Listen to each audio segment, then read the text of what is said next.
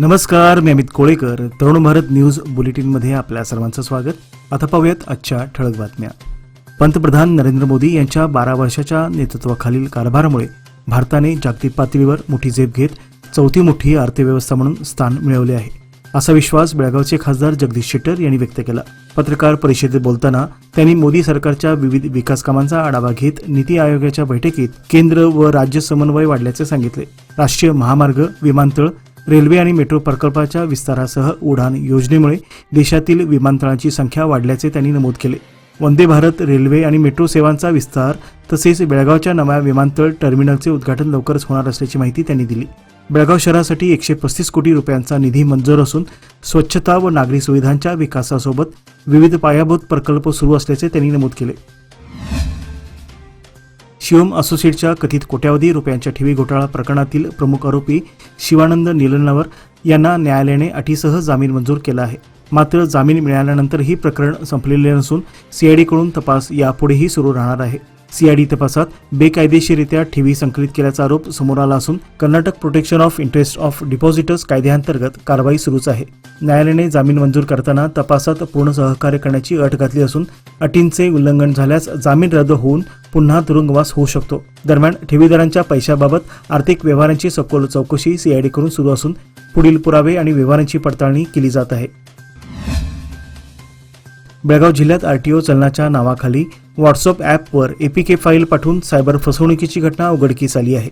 रायबाग तालुक्यातील बोरगाव येथील रहिवासी तथा सध्या गोकाक येथे वास्तव्यास असलेले गजानन उमराणी यांनी याबाबत जिल्हा सायबर गुन्हे पोलीस ठाण्यात तक्रार दाखल केली आहे. आरटीओ चलनाची माहिती तपासण्याच्या बहाण्याने आलेली एपीके फाईल डाउनलोड करून इन्स्टॉल केल्यानंतर सायबर गुन्हेगारांनी त्यांच्या मोबाईलचा ताबा मिळवला. त्यानंतर बँक खात्याची माहिती गैरवापरून अवघ्या काही क्षणात 2,44,791 रुपये अज्ञात खात्यामध्ये वर्ग करण्यात आले. या प्रकरणी गुन्हा दाखल करण्यात आला असून संबंधित खात्यांची माहिती व मोबाईल हॅक करणाऱ्या टोळीचा तांत्रिक तपास पोलिसांकडून सुरू आहे. बेळगावात अत्याधुनिक वैद्यकीय सेवांसाठी आता विश्वासाचं नाव विजया दक्षता हॉस्पिटल. 24 तास अतिदक्षता विभाग, जनरल मेडिसिन, सर्जरी, डायलिसिस, प्रसूती सेवा, बालरोग, अस्थिरोग, न्यूरोलॉजी, कॅन्सर सर्जरी आणि अनेक सुपर स्पेशालिटी सुविधा सर्व एकाच ठिकाणी.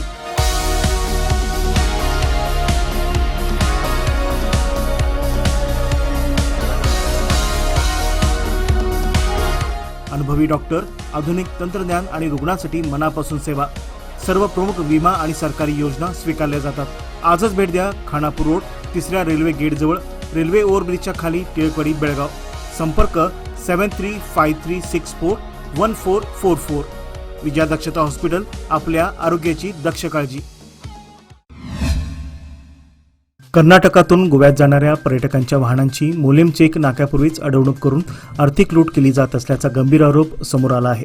सोशल मीडियावर व्हायरल झालेल्या एका व्हिडिओमुळे या प्रकरणाची जोरदार चर्चा सध्या सुरू झाली असून पर्यटकांमध्ये संतापाचे वातावरण निर्माण झाले आहे.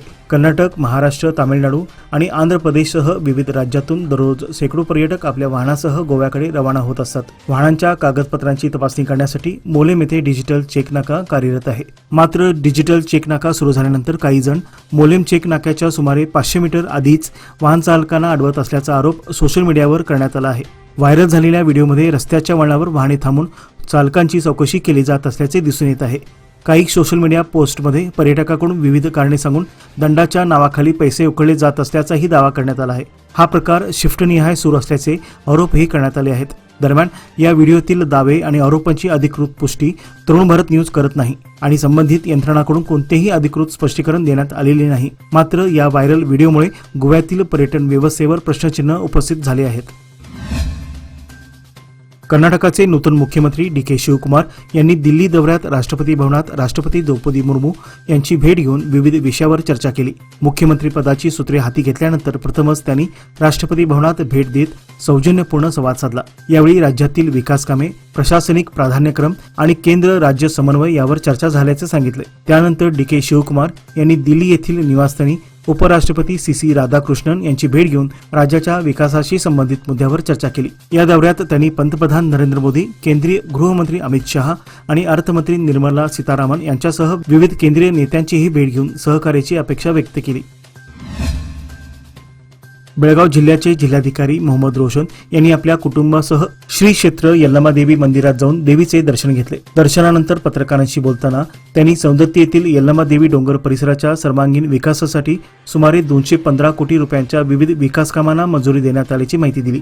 या निधीतून भाविकांसाठी अत्याधुनिक सुविधा, पायाभूत विकास आणि परिसराचे सुशोभीकरण करण्यात येणार असून संपूर्ण विकास आराखडा निश्चित करण्यात आला आहे. पुढील 11 महिन्यात ही सर्व कामे पूर्ण करण्याचे उद्दिष्ट ठेवण्यात आले असून विकास कामांना सुरुवात झाल्याचे त्यांनी स्पष्ट केले. या प्रसंगी त्यांनी कन्या रुहीच्या जन्मानिमित्त कुटुंबासह दर्शनासाठी आल्याचे सांगून भाविकांनी श्रद्धा व भक्तीने देवीचे दर्शन घ्यावे असे आवाहन केले. या प्रसंगी त्यांची पत्नी अंकिता तसेच मंदिर प्रशासनाचे अधिकारी, कर्मचारी आणि मान्यवर उपस्थित होते.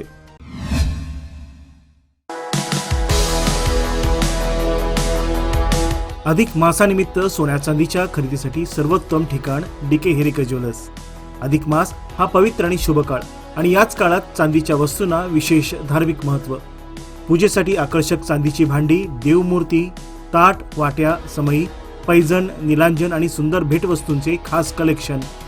उत्कृष्ट कारागिरी, विश्वासार्ह गुणवत्ता आणि आकर्षक डिझाईन्स ग्राहकांची पहिली पसंती. आजच भेट द्या श्री विठ्ठल भवन, संयुक्त महाराष्ट्र चौकाजवळ, खडे बाजार, बेळगाव. तसेच तेली पाटील गली, शापूर, बेळगाव येथील शोरूमला. डीके हेरेकर ज्वेलर्स, विश्वास, परंपरा आणि तेजाचा संगम. बेनकणहळ्ली येथील ग्रामस्थ पंच कमिटी आणि ग्रामस्थांच्या वतीने टाउन पंचायत प्रशासनाविरोधात विविध मूलभूत समस्यावरून तीव्र आंदोलन करण्यात आले. गटारीतील घाण पाणी नाल्यात सोडले जात असल्याने परिसरात दुर्गंधी पसरली असून दूषित पाणी विहिरीमध्ये मिसळत असल्याने पिण्याचा पाण्याचा प्रश्न गंभीर झाल्याचा आरोप ग्रामस्थांनी केला. घरपट्टीमध्ये करण्यात आलेल्या भरमसाठ वाढीबाबतही ग्रामस्थांनी तीव्र नाराजी व्यक्त करत घरपट्टी कमी करण्याची मागणी केली.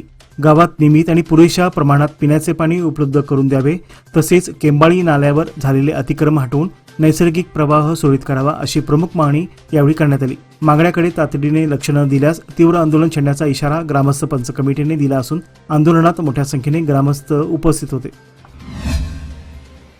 कर्जाची एकरकमी तडजोड योजना OTS अंतर्गत बँक ऑफ इंडियातील काही कर्ज प्रकरणे निकाली लागल्यानंतरही संबंधित ग्राहकांच्या खात्यावरील व्यवहारावर निर्बंध कायम असल्याचा आरोप करण्यात आला आहे. OTS द्वारे कर्जाची संपूर्ण परतफेड करूनही खात्यामधील व्यवहार सुरळीत न झाल्याने ग्रामस्थांमध्ये तीव्र नाराजी व्यक्त होत आहे. ग्राहकांच्या म्हणण्यानुसार कर्जफेडीनंतर रोजगार हमी योजना व इतर स्रोतातून जमा झालेली रक्कम काढण्यास बँकेकडून परवानगी दिली जात नसल्याने आर्थिक अडचणी निर्माण झाल्या आहेत. या प्रकरणी कडोली ग्रामस्थांनी जिल्हाधिकारी निवेदन सादर करून तातडीने हस्तक्षेप करण्याची मागणी केली आहे. खाते दुसऱ्या बँकेत उघडण्याचा सल्ला देण्यात येत असल्याचा आरोपही यावेळी करण्यात आला असून निर्बंध हटवून न्याय देण्याची मागणी ग्रामस्थांनी केली आहे. बेळगाव शहरातील दुचाकीस्वारामध्ये हेल्मेट वापराबाबत जागृती निर्माण करून रस्ते अपघातातील मृत्यू व गंभीर दुखापतींचे प्रमाण कमी करण्यासाठी बेळगाव शहर पोलीस आयुक्तालयाने नो हेल्मेट नो पेट्रोल हे विशेष अभियान हाती घेतले आहे. 15 ते 21 जून या कालावधीत राबवण्यात येणाऱ्या या अभियानांतर्गत 19 जून पासून हेल्मेट न घालणाऱ्या दुचाकीस्वारांना पेट्रोल पंपावर इंधन न देण्याची अंमलबजावणी करण्यात येणार आहे. या संदर्भात शहर पोलीस आयुक्तालयाने सर्व पेट्रोल पंप चालक व मालकांना पत्र पाठवून या सामाजिक उपक्रमात सहभागी होण्याचे आवाहन केले आहे. तसेच सर्व पेट्रोल पंपावर हेल्मेट शिवाय इंधन मिळणार नाही असे फलक लावण्यात येणार असून पोलीस प्रशासनाने स्पष्ट केले आहे की हा उपक्रम दंडात्मक कारवाईसाठी नसून नागरिकांच्या जीवित सुरक्षेसाठी राबवण्यात येत आहे. प्रत्येक दुचाकीस्वाराने हेल्मेटचा नियमित वापर करून सुरक्षित वाहतुकीची सवय अंगीकारावी असे आवाहनही करण्यात आले आहे. या अभियानामुळे शहरातील तरुणांसह सर्व दुचाकीस्वारांमध्ये हेल्मेट वापराबद्दल जागरूकता वाढण्याची अपेक्षा व्यक्त करण्यात येत आहे. राज्यातील कळसा भांडुरा, भद्रा अप्पर बॅरेज, मेकेदाटू आणि कृष्णा नदी खोऱ्यातील महत्त्वाच्या सिंचन प्रकल्पांना तातडीने मंजुरी व आर्थिक सहाय्य द्यावे अशी मागणी मुख्यमंत्री DK शिवकुमार यांनी केंद्रीय जलशक्ती मंत्र्याकडे केली आहे. शुक्रवारी झालेल्या बैठकीत शिवकुमार यांनी राज्यातील प्रलंबित सिंचन योजनाबाबत चर्चा करत केंद्र सरकारच्या सहकार्याची अपेक्षा व्यक्त केली. हुबळी धारवाड परिसराच्या पिण्याच्या पाण्यासाठी महत्त्वाच्या कळसा भांडुरा प्रकल्पाला अद्याप पर्यावरण व वनविषयक मंजुरी मिळाली नसल्याकडे त्यांनी लक्ष वेधले. तसेच कृष्णा जलविवाद न्यायाधिकरणाच्या निर्णयाची अधिसूचना तातडीने प्रसिद्ध करावी आणि भद्रा अप्पर बॅरेज प्रकल्पासाठी जाहीर केलेला निधी त्वरित उपलब्ध करून द्यावा अशी मागणीही त्यांनी केली. लोकमान्यच्या मुदत ठेव योजना म्हणजेच सुयोग्य कालावधीत सर्वोत्तम व्याजदर. आता तुमच्या गुंतवणुकीवर मिळवा 10.10% परतावा.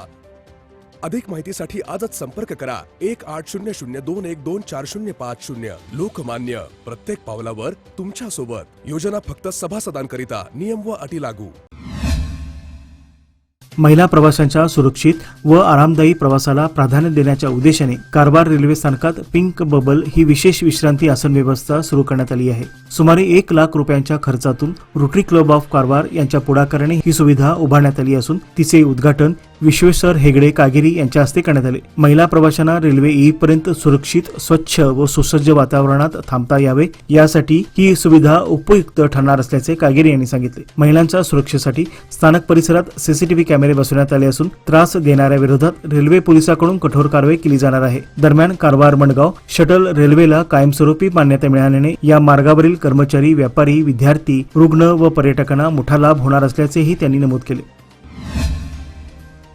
कोकण आणि सह्याद्रीच्या कुशीत वसलेल्या गावांचे अस्तित्व जंगल, जमीन, जलस्रोत, शेती आणि निसर्गाधारित जीवन पद्धतीवर अवलंबून असून वाढत्या विकास प्रकल्पामुळे नैसर्गिक संसाधनांचे शोषण वाढत असल्याच्या पार्श्वभूमीवर राखणदार पदयात्रा ही जनजागृती मोहीम सुरू करण्यात आली आहे. या पदयात्रेची सुरुवात कणकोंबी येथील श्री माऊली देवी मंदिरातून मलप्रभा नदीच्या पवित्र जलाभिषेकाने करण्यात आली, अशी माहिती रानमाणूस फाउंडेशनचे अध्यक्ष व पर्यावरणप्रेमी प्रसाद गावळे यांनी दिली. शनिवारी सकाळी 10 वाजता कणकोंबी येथून सुरू झालेली ही राखणदार पदयात्रा जल, जंगल, जमीन आणि जैवविविधतेच्या संरक्षणाचा संदेश देत विविध गावांमधून मार्गक्रमण करणार आहे.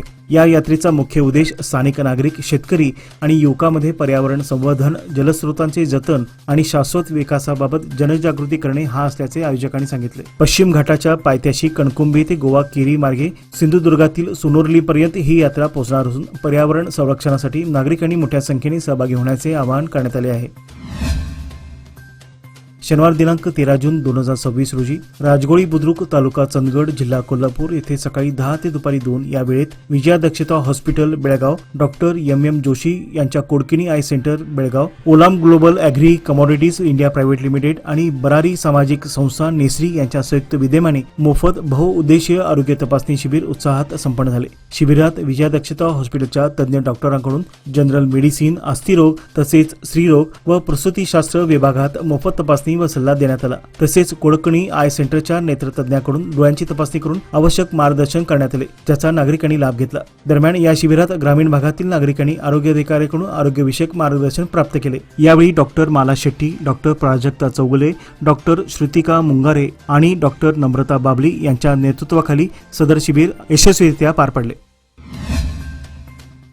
भविष्यात बीसीसीआयच्या रणजी ट्रॉफी तसेच अन्य प्रथम श्रेणी देशांतर्गत क्रिकेट स्पर्धांचे सामने बेळगावमध्ये आयोजित करण्याचा निश्चित विचार केला जाईल, अशी ग्वाही कर्नाटक राज्य क्रिकेट संघटनेचे अध्यक्ष आणि माजी भारतीय वेगवान गोलंदाज व्यंकटेश प्रसाद यांनी दिला. बेळगाव येथील केएससीए स्टेडियमला शनिवारी भेट दिल्यानंतर प्रसार माध्यमांशी संवाद साधताना प्रसाद म्हणाले की सध्या व्यावहारिक कारणामुळे म्हैसूर, हुबळी आणि बेंगळूर येथील 3 केंद्रावर लक्ष केंद्रित करण्यात आले आहे. मात्र बेळगावमध्ये क्रिकेटच्या विकासासाठी आवश्यक पायाभूत सुविधा, क्षमता आणि गुणवत्ता उपलब्ध असल्याने भविष्यात येथे बीसीसीआयच्या 19 वर्षाखालील 23 वर्षाखालील स्पर्धासह प्रथम श्रेणी क्रिकेट सामन्यांचे आयोजन करण्याचा प्रयत्न केला जाईल. बेळगावमध्ये राष्ट्रीय स्तरावरील क्रिकेट सामने आयोजित झाल्यास स्थानिक खेळाडूंना मोठी संधी मिळण्याबरोबरच शहराच्या क्रीडा क्षेत्रालाही नवी ओळख मिळणार आहे.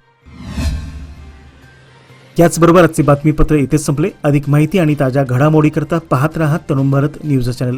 तसेच आमच्या चॅनलला लाईक, शेअर आणि सबस्क्राईब करायला विसरू नका. विश्वासार्ह बातम्यांसाठी दररोज वाचा दैनिक तरुण भारत. धन्यवाद.